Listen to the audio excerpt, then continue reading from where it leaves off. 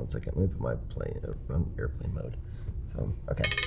Ready? Stephen Boswell here, star of the show. They ask you how you are, you just have to say that you're fine when you're not really fine, but you just can't Kevin get into here, it because they would never understand. Co-host. This is a series for financial advisors. We offer easy to implement marketing and practice management advice. This is the Stephen and Kevin Show. Welcome back, everybody. Episode number 99 of the Stephen and Kevin Show. Today we're going to be talking about a social media competitive analysis. We're excited for today's topic, but before we get into it, make sure you subscribe. If you're watching on YouTube, subscribe. If you're listening via podcast, make sure you subscribe. We're always trying to put out helpful content for the advisor community. Today, we need to address, first of all, why it's important to have a competitive analysis with regards to your social media efforts, and then to talk about how to do it and what you'll make use of it for. So there was a large firm we were working with, and we were tasked with putting together a social strategy for them, right? It's been something we've been working on for the past few months, putting a lot of time and energy into. And part of their overarching social strategy was a competitive analysis. And we really dug into that, and we thought, let's take what we've learned from conducting that analysis, and let's show advisors how to do this for other competitors right in their neighborhood. Yeah, absolutely. And before we get into that, I think it's worth noting that we at Oechsli are known for the work that we do one-on-one with financial professionals. You know, we're great with coaching and offering social media advice, social posts, and all the services that we offer. But we do a lot of work behind the scenes for major financial firms, whether it's group training assignments, group coaching, or strategies like what we're describing here, social strategy. So if you're in the market, hey, you know where to find us. Yeah, so this was, again, a huge project. One sliver of that project was the competitive analysis, and what we're going to do today is break down exactly how we went about doing that for you all.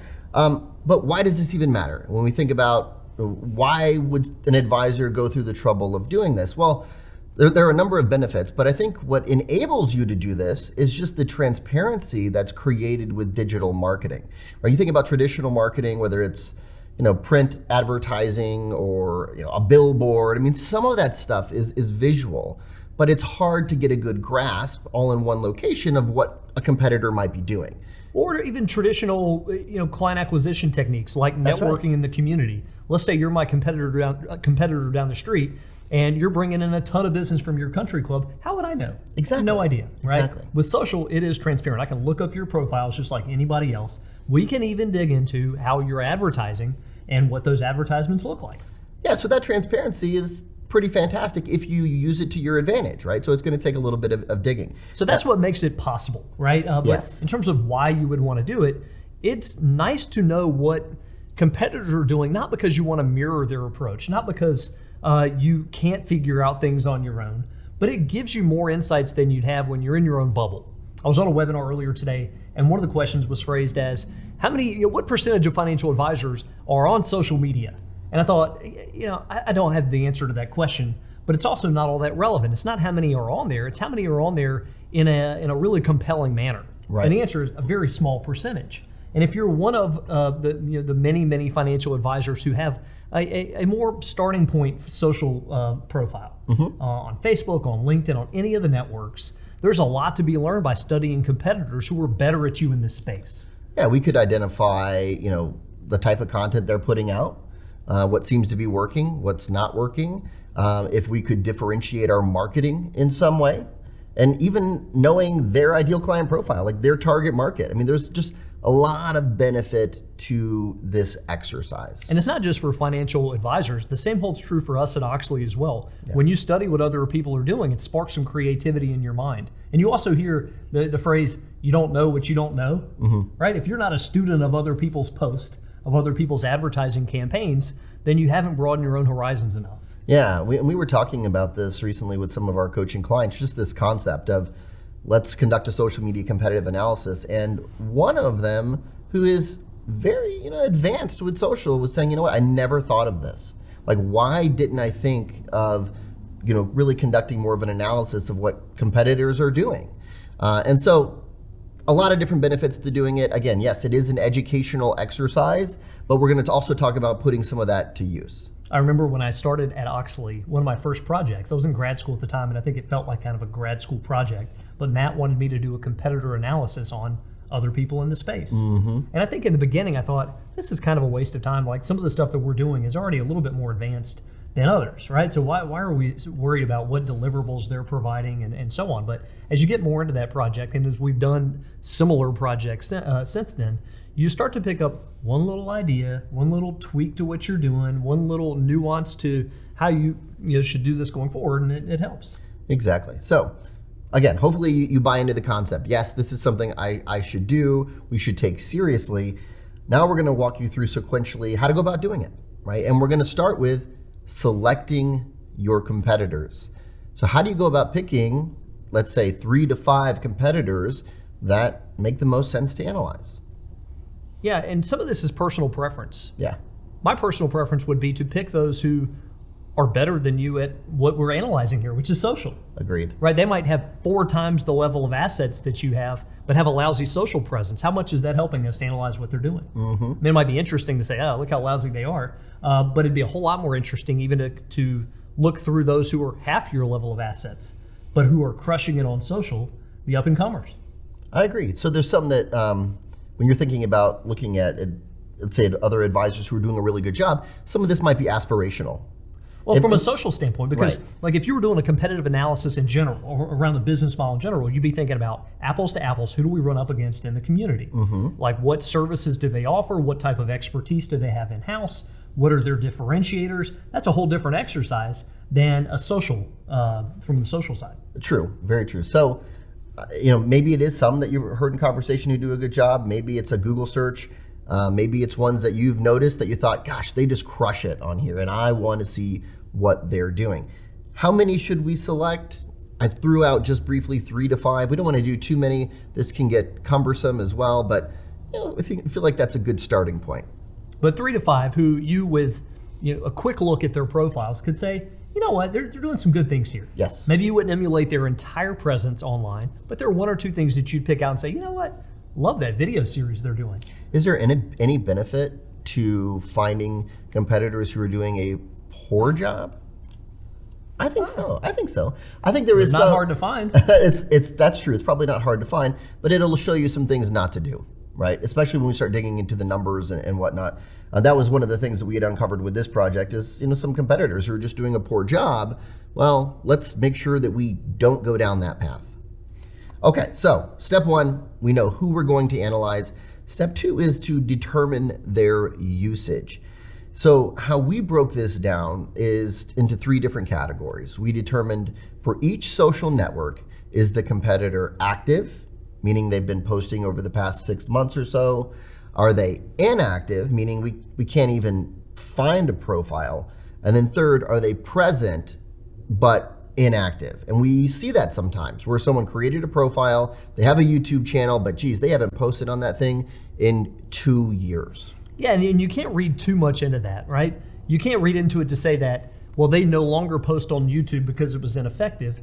They might have just gotten distracted with one of many other projects. Most likely. Right? Yeah. But it does give you some idea of where the bigger brands, the better competitors in terms of social, where they're spending their time. Exactly. So what you'll want to do to find that, the easiest way is to go to their website, look for those social icons that link out, right? That's probably the easiest way. If you can't do that, you're running Google searches, you're doing some of that research to see, do they have that Facebook business page set up? Do they have that Instagram account? That LinkedIn company page? Are they using that LinkedIn personal profiles?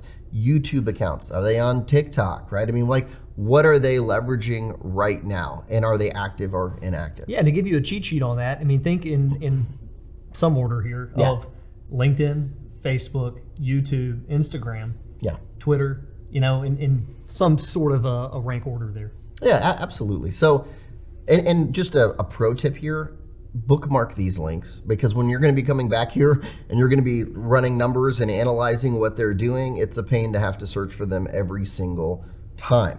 Okay. Next step of the process is going to be a quantitative analysis. This is where you're going to dig into the numbers for those competitors on each of those social profiles. And what you're doing by digging into the numbers, and we're going to talk about the metrics we think you should look at here, is you're looking for the leaders. You're looking for ones who, gosh, they're doing a really good job. And what can I emulate? What can I glean from that? Totally. there's so much conflicting advice out there about how much you should post by network, what style of post these should be, and so on. But when you look at other people who are obviously further along down the path than you are, Yep. you're able to let their trial and error, their research and development work for you. So instead of you skinning your knee and trying to figure this out the hard way of how much is too much, how much is not enough, look at some people who've obviously gotten further than you have and say they're posting 3 times a week on LinkedIn, for example. They've got 2 YouTube videos going up a month. They probably got some logic behind that. Definitely. And so you just referenced one of the metrics that we would want to look at, which is frequency of posts. In order to get that metric, in most scenarios, you're going to have to calculate that manually. It's not that cumbersome, right? You're just going to maybe, add it up, or have someone on your team tally it up for a year and divide by 52 weeks, right? And average post per week. This is how frequently they're putting out content. The other thing we want to look at is total followers too. Now, one thing I would caution you to look at here is what if you notice someone, and I know Steve and you probably have some strong opinions on this, you notice someone who has 20,000 Instagram followers, but their engagement is nil. Man, they must be popular. No, people buy followers sometimes. Yes. And, it's not what we're after. No. But you're looking for a high follower count for non-vanity reasons. Yes. You're looking for it because you're building an audience. And other people, good, bad, or indifferent, they may have a bigger audience than you, and you want to follow some of what they're doing. Yeah, but don't get fooled by it. I mean, like if you see some astronomical number there and you're like, wow, how does Jim Smith in our community have so many? They may not be real, right? Take a look at the next metric, which we're going to talk about, which is engagement rate. So engagement rate is just a ratio of the number of people who have seen your posts compared to how many of those people have engaged with that content. So it could be a sign of somebody who bought followers. It could also be a sign of somebody who's putting out better content. Yep. So if you look at someone with a high engagement rate, more often than not, you're going to look at it and say, well, that's because their content's really good. Yeah. Well, and one of the things that we've discovered, conducting this is that sometimes less frequency, better content get higher engagement rate. Right? Yeah, and we're going to get into the qualitative today in terms of what people are posting, but there's a huge portion of financial advisors out there who have auto-posted content that's it's a little bit dry. To be nice about it, it's a little bit dry. Yeah. Next metric that we want to look at is percent of video content. Are they a leader in video? Are they adopting that? It just gives you an idea of what they're putting out there in terms of their overall content mix. Is it just all graphics? Is it all, third-party articles, linking to some other third-party vendor or whoever it might be? Or is it content that they're creating themselves? So one other thing I want to mention here as you're doing this, right, this quantitative discovery, those metrics are important. The other thing that you want to look at here is just ads running. Most people don't realize that you can uncover this.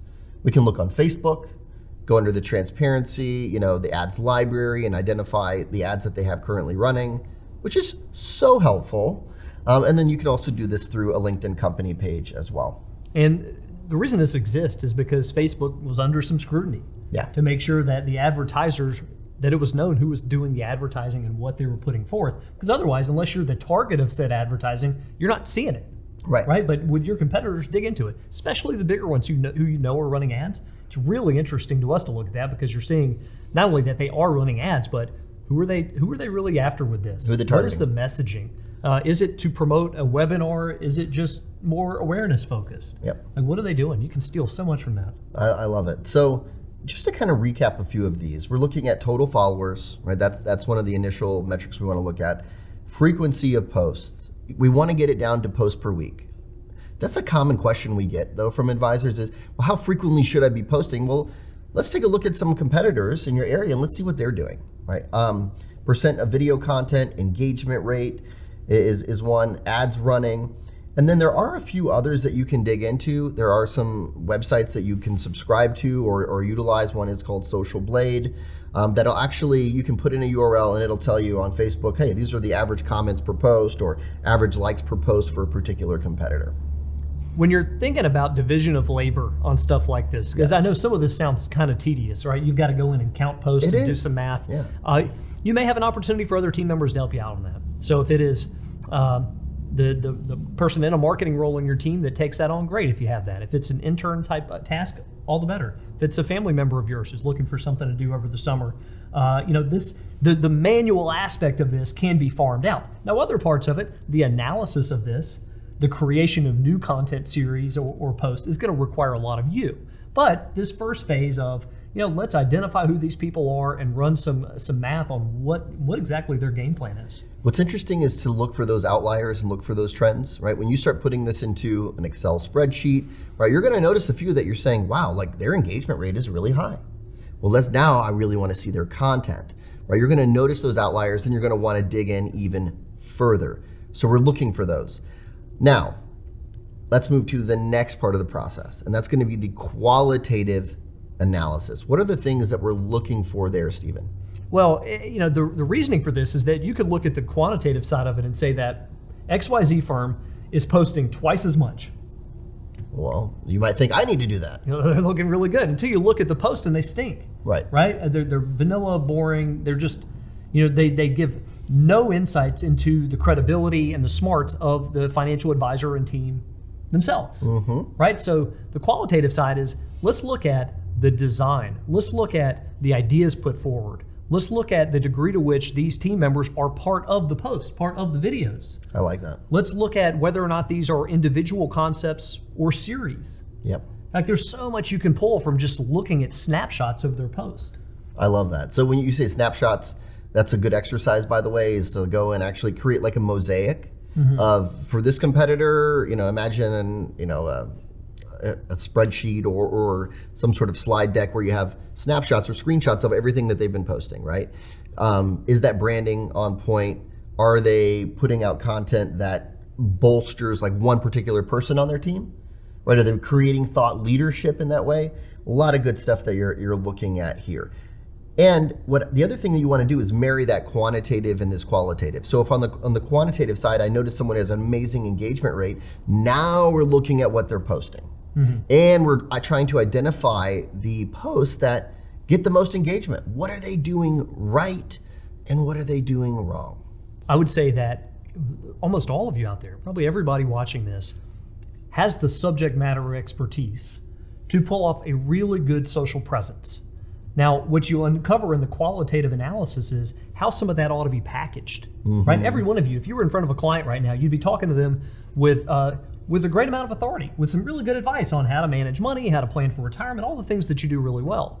Now, the other pieces of the puzzle can be farmed out. If you need help with graphic design, with videography, obviously we do stuff like that, happy to help. But other people can too. But you bring to the table something unique and valuable, which is your ideas. But let other people help guide you in terms of how to package this to make you look like a rock star online. And it makes a big difference. Oh, huge. Huge difference. Like some of the, you talk to financial advisors who maybe aren't as into social, and you could be speaking with somebody who you see as an expert of all experts, super smart, yet you look them up online and you're like, who's this guy? Right. You could, on the flip side of that, find somebody who's kind of new to the profession. They're still learning, yet they seem super credible based on how they portray themselves online.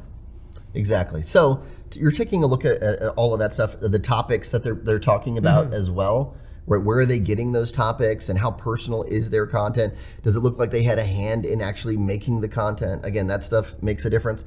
And one thing that, and Stephen kind of mentioned this briefly, is we're looking for cornerstone content. You said series, right? Do they have some sort of series that they hang their hat on? And for most advisors that we've worked with historically, looking at, you kind of need that. You need some sort of longer form content there that is, we say cornerstone, meaning that it's not a finite series. It's not, hey, 3 videos on this. It's an ongoing series where they're putting out consistent quality content. The reasoning behind that is that creating a big batch of content doesn't have to feel so overwhelming. If the initial task every month is to build out this cornerstone content, and that could be a longer form article, it could be a longer form video or podcast, you then have the ability to dissect that into a whole bunch of other smaller pieces. So the hard part, your ideation here, is done in one batch. Yes. And then you have the team around you or the outsourced team around you build micro content based on the ideas you put forth in the beginning. 100%. So you're looking for that. Are your competitors doing that? Right? Are they doing a poor job with it? So the last section here are going to be your discoveries, your takeaways from this analysis. you're looking at things like, what am I going to change, or what are we going to change as a team based on what we discovered? What KPIs are we going to measure? And if we're taking a look at some of the numbers that we analyzed in the quantitative side, well, now we have some benchmarks, right? Like, let's compare ourselves as we start improving our social content to some of our main competitors. How do we get a higher engagement rate? Do we need to be putting out more video content? How do we get more impressions and views and all of that kind of stuff? But now you have a little bit of a baseline. And what you're looking to draw out is a roadmap for yourself for, let's say, the next 6 months. Because social media, it's always been our experience, you're chipping away at projects constantly. Yes. Like, you're tinkering with it literally every week, and you'll do so for the rest of your career. So the question is, how do we do this in an educated way to where we take a big holistic look at it by identifying competitors, studying what they're doing, putting together a game plan that realistically we could do in a few months to a year, so that we're a little bit more thoughtful in our actions. And at that point, you pull up for air again and analyze your efforts. How have things gone? What should we tinker with based on more research? And that's one of the amazing things about digital marketing in itself, is that the numbers are there, right? Everything is more visible. I mean, it's transparent, especially when you own those accounts, which is very different. You're gonna be able to see what's working and what's not. So just to recap today, number one, determine your competitors. We're looking for 3 to 5. Number 2, take a look at their usage, right? Which networks are they using? What are they not using? Number 3, quantitative discovery. Let's take a look at some of those key KPIs, right? And let's see how our competitors are performing on those networks. Number 4, the qualitative side. That's the mosaic. That's what are they putting out, that's leading to the quantitative. And then finally, you want to have some clear takeaways, some discoveries from that analysis. Yeah, and from our side of things, we coach and train a ton of financial advisors around their social media marketing, right? And if you were to look behind the scenes at some of the advice that we're giving, we're saying focus first on content. So you heard us, we referenced, you can see people's advertising. And we feel strongly, we Yes. advertise, many of you are seeing our ads. So we advertise heavily through social media. Sure. And we feel strongly about that. However, the starting point for the vast majority of you out there right now is building better content first. Putting more energy into your content. Let other people inspire you through this competitive analysis. Hey, if you haven't already, subscribe to the podcast, either on your favorite podcast platform or on YouTube. We'd love to have you as a follower there. We're always looking for a bigger audience as well. Also, if you need help with any element of your marketing approach at this point, we offer advice through coaching. We offer content through our social content program. We offer advertising through our digital ads program. If you need video, we have Oechsli Mobile. We are an ally to you in creating content. Stay tuned, everybody. Coming up next, episode 100. It's a milestone we're happy with. That's a big one.